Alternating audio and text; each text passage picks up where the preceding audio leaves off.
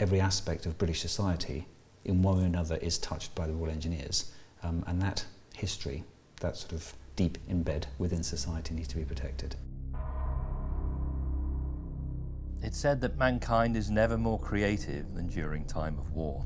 The gallery here is much squarer than it was. Paradoxically, such times often define the person, bringing to the fore extraordinary acts of sacrifice, commitment, creativity.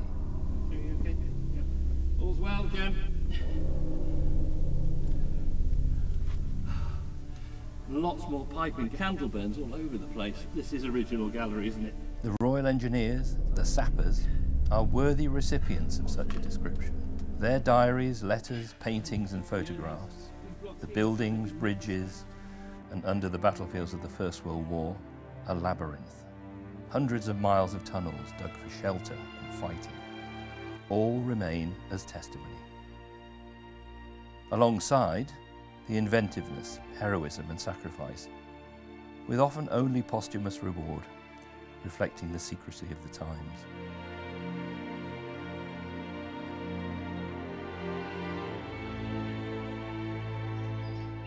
Such an amazing history is commemorated and housed here at the Royal Engineers Museum in Chatham.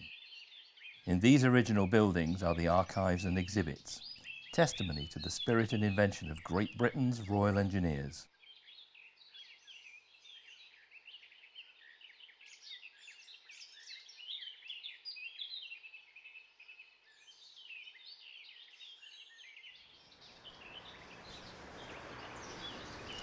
My favourite description of the Royal Engineers comes from an infantryman in 1919, and he said they have a knowledge of everything under the sun and can blow it up at a moment's notice.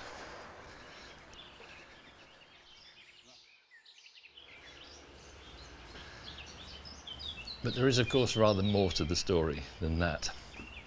In 1869, Thomas Connolly, the then quartermaster of the Corps, was asked, "What is a sapper?"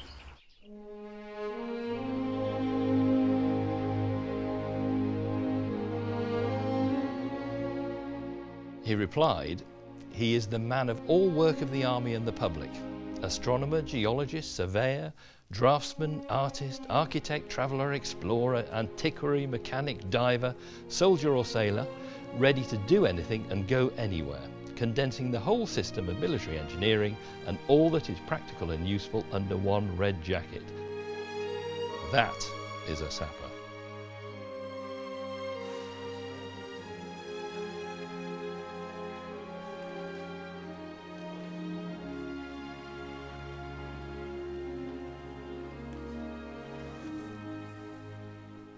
Almost 25 years ago, when I first came here to research, I thought to find a rather dusty chronicle of military endeavour.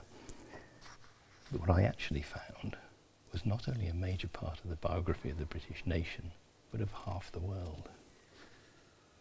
In the 19th century, there were as many Royal Engineers as civil engineers, and the nation, indeed the entire British Empire, used their skills. So what lies here is not only their extraordinary history, but yours too. This place is a war museum, a science museum, an art gallery, a museum of culture and social history, and a world-class archive, all rolled into one. It's a place that promotes self-esteem, that helps us to understand not only the amazing and diverse activities of our military antecedents, but how many aspects of the world we live in today evolved.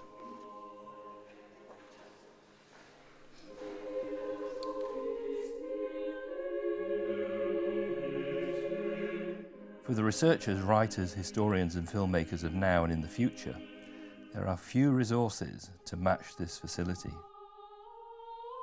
These files detail the work of the engineers down the centuries.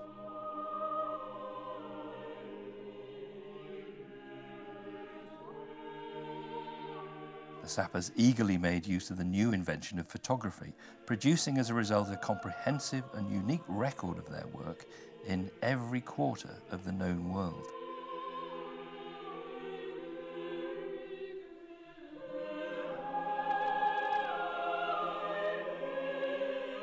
But the engineer's role has not only been in support of war. Their surveyors designed and mapped out the border between the United States and Canada. First thing this morning, the Army rolled into Workington. Their task, to bridge the gap between this community divided by the floods. The new temporary footbridge is being constructed 200 metres upstream of the Calver Bridge. First, the Army are working on the foundations, then the central span will be put in place.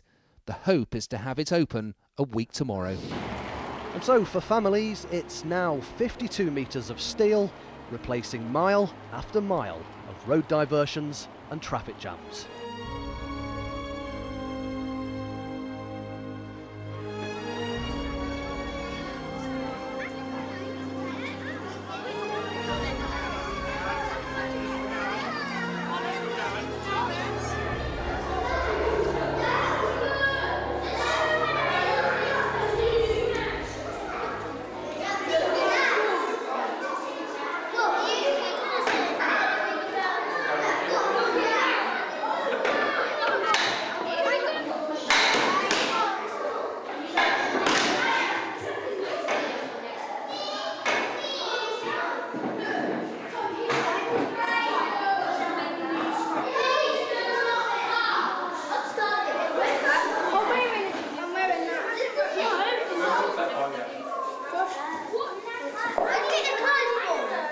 This is an extraordinary collection.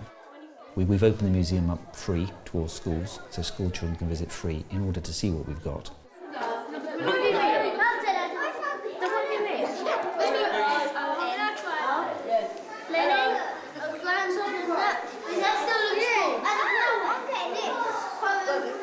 Certainly in the last 10 years in British society there's a greater awareness of not just the horrors of warfare but perhaps some of the rationale behind why we fight.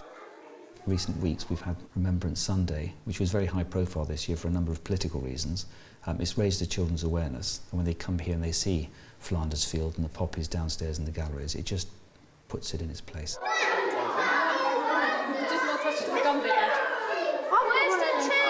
The stories they get taught in school about the horrors of the First World War, the deprivation, the sheer arduous nature of existing at that time, they come here and it's brought alive by the galleries, the medals, the postcards home. It brings it alive and it just means that they can relate to it better.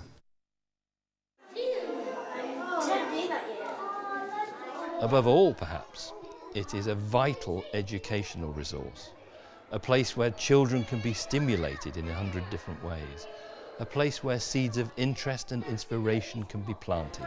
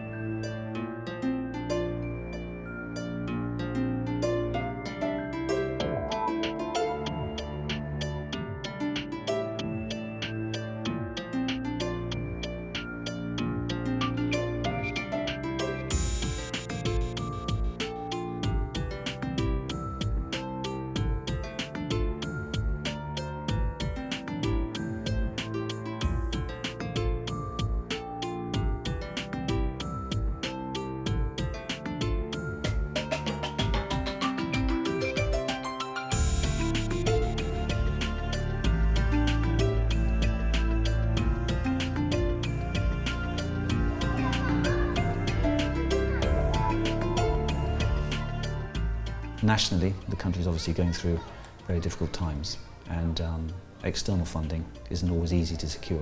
Fantastic. I should salute you.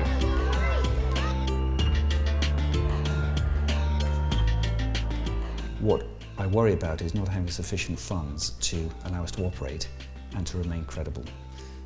We've developed the museum very much in the last 4 to 5 years to make it a commercial organisation as opposed to a repository for old things.